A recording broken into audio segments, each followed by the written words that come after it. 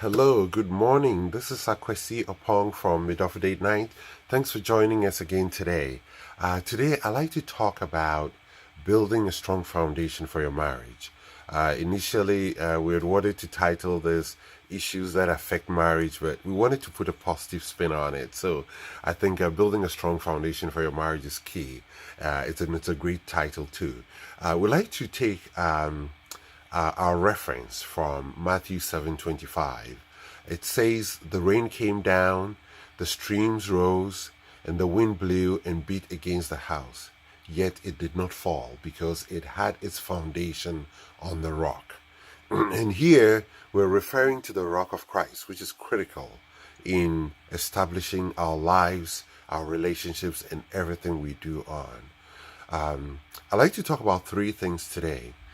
My wife and I work with married couples who are preparing to get married, some who are already married. And over the years, we found out that these three areas are very critical and we want to share with you in helping you to build a strong foundation for your marriage that will help your marriage thrive. As you can hear, I'm not saying to make your marriage happy. I say thrive. And there's a difference in that. Number one, not dealing with the past, whether it's childhood issues or family issues, but dealing with the past is very, very critical in preparing you for your marriage journey ahead. And when I say dealing with the past, some people grew up with, a parent not being there, or certain aspects of life impacted them so bad that it changed their worldview on themselves. They look down on themselves. They have low self-esteem, low confidence. These are areas that every individual, we have to work on ourselves to make sure that we grow out of it. We're able to develop ourselves out of it. Now, I must say that there are certain things that happen growing up. If there's any form of abuse, it is important that you get help from a professional. And I've said time and over that there's no stigma attached to getting help from professionals. Most of the rich people in this world get professional help from financial advisors. That's why they keep making money. So there's no stigma attached to this. If you realize there are aspects in your life where you need help, get the help. It's very, very invaluable in helping you to develop and become the whole person that you need to be.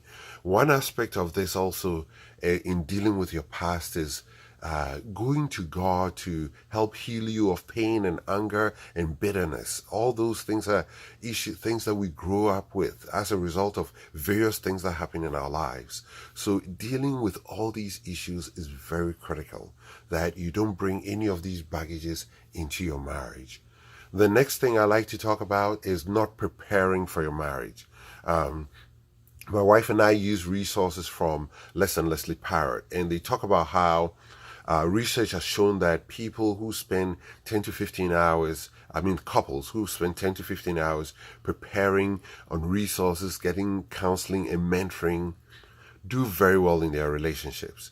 And it's important that you prepare. And preparing is not having that big wedding, which is great if you can afford it, but preparing is understanding this role in which you're getting into, understanding what is involved in marriage, talking to people who've been there, and getting all the knowledge and also understanding the person you're getting to this relationship with.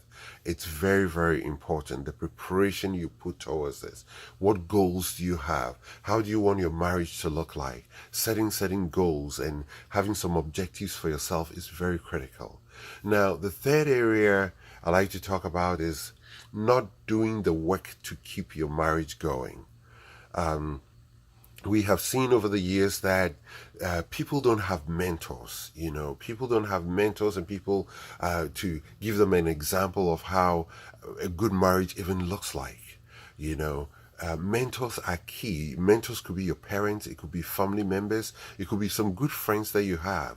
But it's always important that you have mentors. My wife and I have called on couples in our church who've been married for almost 40 years, and we asked if we could spend time with them so we can learn from them as well. it's very, very critical that we do things to keep our relationship going. Some of the things you can also do is making sure that you have certain rituals you do. Do you spend time to read a book on marriage? Do you spend time to go out as a couple?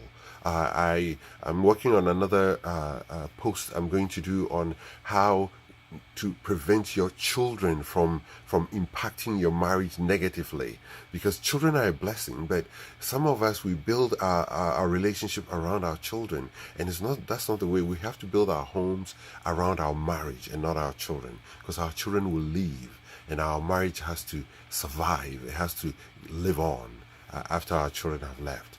So what are the things that we do to keep our marriage going? It's investing in your marriage, going on date nights, spending time on resources that will help build your relationship, praying together. All those proactive things that you do is very critical in sustaining your marriage and keeping it going. Have some couples who have the same beliefs as you, the same values as you, and spend time together building your relationships.